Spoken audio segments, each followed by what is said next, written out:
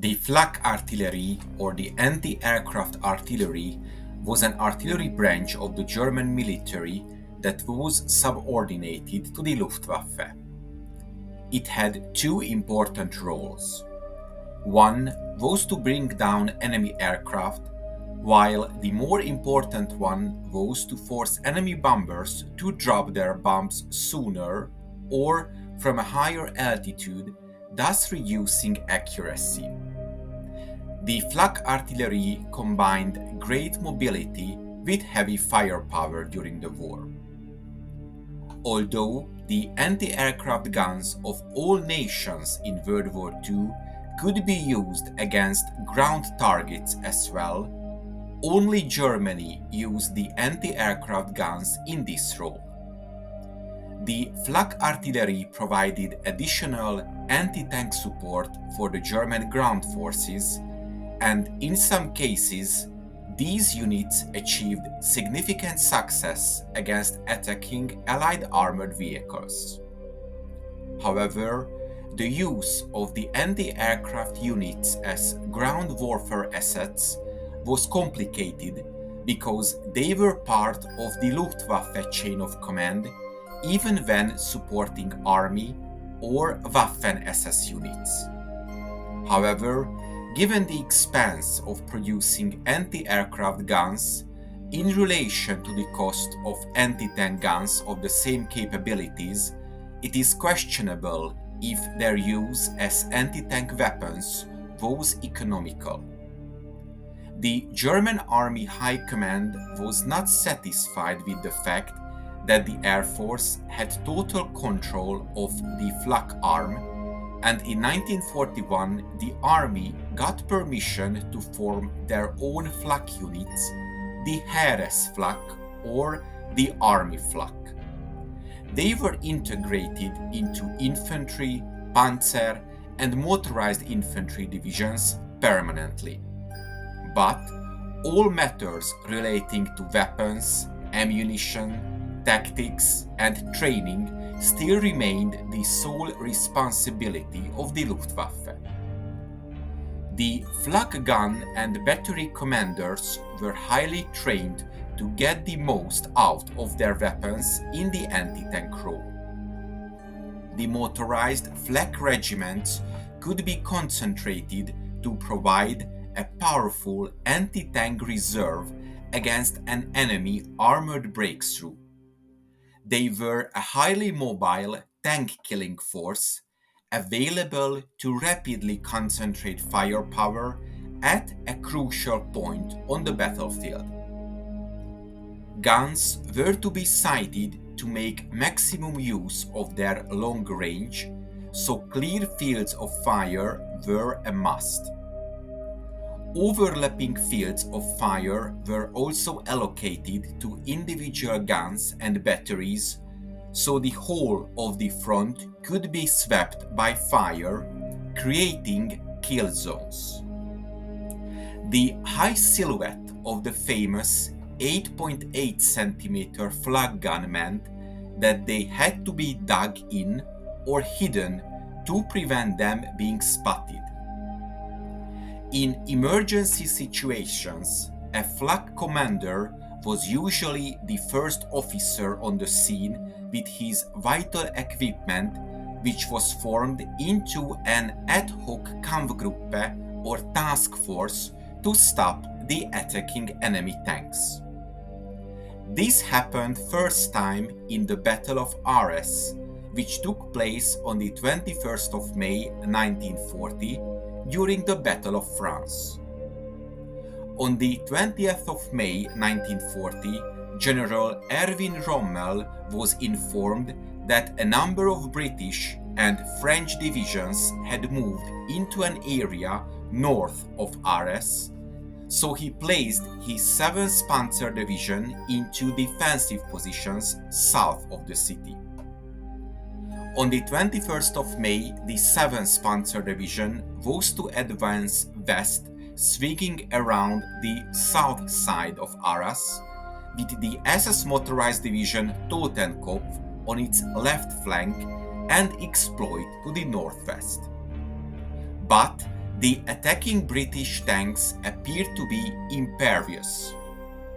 One Matilda II tank took 14 hits from the German 37mm shells with only minor damage in its armor. Later, Rommel described the situation as an emergency.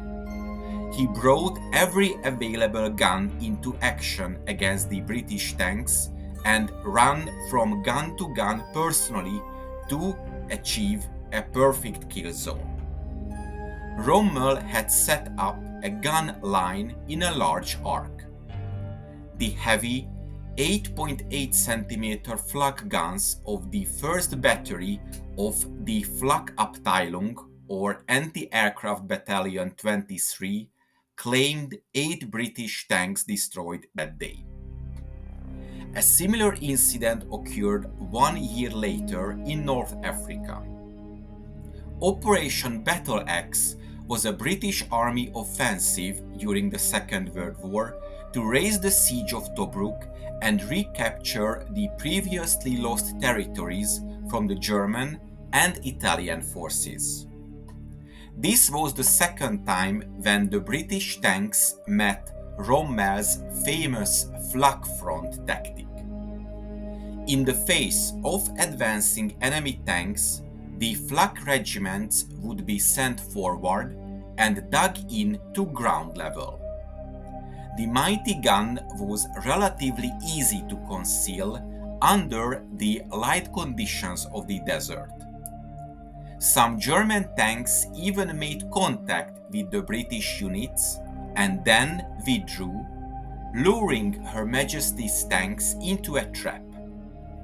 Then the flak guns would destroy them one after another. In the morning heat on the 15th of June 1941, the slow-moving British Matilda infantry tanks were waved forward towards the Halfaya pass, which guarded the Libyan border from the British attack. Soldiers of the 11th Indian Brigade were walking behind the Matildas, confident the heavily armored tanks would provide protection from anything the Germans could throw at them. The British operation appeared to be going to plan. Waiting for the 11th Indian Brigade and the Matildas were 13 8.8 cm flak guns dug into desert terrain and camouflaged with netting. When the first Matildas hit a hidden minefield and started to have their tracks blown off, the time was ripe for the German gunners to open fire. One company of the Royal Tank Regiment was destroyed in the first salvo, and the rest of the regiment was soon in retreat. Further attacks by the British 4th Armoured Brigade fared little better. The Matilda's cannons did not have the range to reach the German guns, which were easily picking targets off at more than 1,500 meters range. Even if they could have closed on the German positions, the British tanks lacked high explosive shells because their primary task was to deal with enemy anti-tank gunners by using their machine guns. In the space of a few days, the British lost 123 out of 238 of their tanks and failed to move the Germans from the Halfaya Pass. The battle forever destroyed the Matilda's reputation for invulnerability, and soon Allied tank crews came to fear the weapon that they called the 88. The flak front tactic was used against the Allied armor until the end of the North African campaign in May of 1943.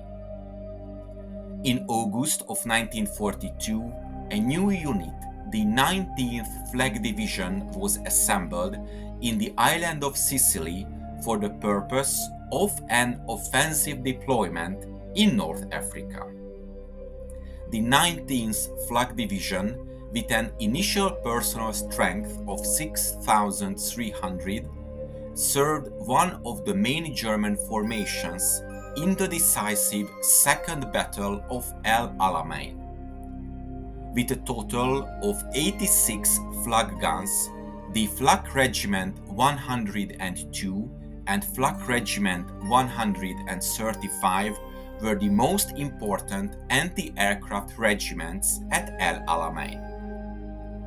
After the battle, the remnants of the division were trapped alongside the rest of the army in the ever-tightening Allied perimeter around Tunis, where the anti-aircraft batteries of the 19th Flak Division fell under heavy attacks when the final Allied thrust against Tunis began on the morning of the 6th of May 1943.